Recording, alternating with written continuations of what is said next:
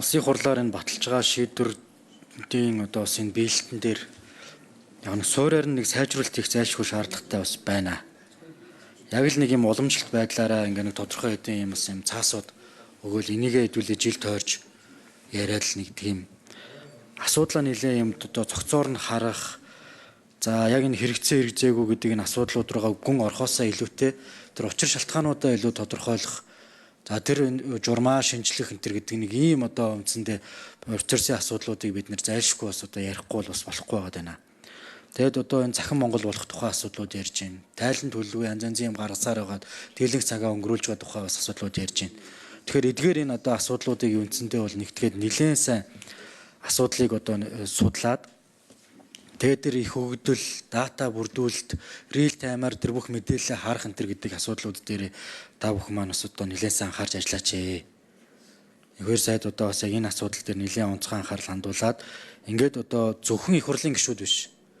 Иргэд олон нийт одоо яг тухайн салбарын мэргэжлүүд хүртэл эндээс гарч байгаа энэ бодлого шийдвэрүүд саналаа өгж байгаагаа адилхан хэрэгжилтийн явц дээр нь бас одоо үндсэндээ хараад ингээд явж идэг нэг ийм байдлуудыг хэрэг бий болгох юм бол хаана бид хүн юм одоо тодорхой хийж байгаа ажил одоо хийж болохгүй байгаа асуудлуудаа ингээ хараад явах нэг юм нөхцөл бас бүрдэх гээд байна.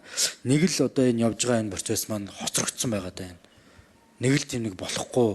Одоо яг ийм хуультай маа энэ хуулийнхаа дагуу л явж гинэ гэдэг нэг ийм хандлагаар одоо үндсэндээ ингээ хандаад ямар ч тийм одоо шинжилэл, дэвшил энийг одоо тийм одоо өөр болгоё энэ төр гэдэг ийм хүсэл тэмүүлэл энэ төр одоо ямар ч тийм мэдрэгдэхгүй.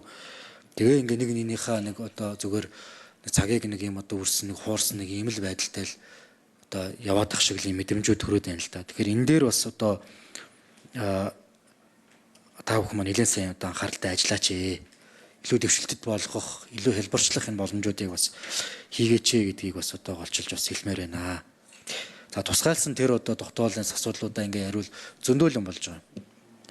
Тэр залуучдын асуудал дээр ингээд үндсэндээ ерөөсөө бараг одоо хараагүй одоо тэрийг одоо үндсэндээ дүгнээгүй шухал одоо байна штэ.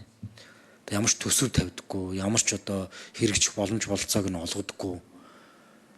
Тэгээ нэг иймэрхүү байдалтай л үндсэндээ энэ одоо ажлууд бол үндсэндээ явж байна.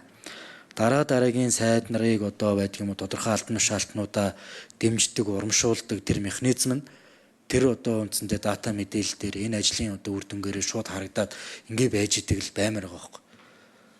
Тэгэхгүй ингээд үндсэндээ мөнхийн юм шиг одоо бүх засгийн газар солигдоход байнга байж идэг сайд нар байж лээдэг. Тэгээ үндсэндээ одоо тэрийг нь одоо тэр ажлын шаардлага шалгуураар нь яг одоо яаж үнэлж байгаа тийм бодиттой энэ юмнуудыг гаргаж ирэхин тулд бидний энэ тайлан мэдээлэл юмнууд энэ датан дээр суйрлах илүү ухаалаг болох нь өөрөө чухал болно гэдгийг л одоо дахин хэлье да. За гişүүд бас чухал саналууд хэлж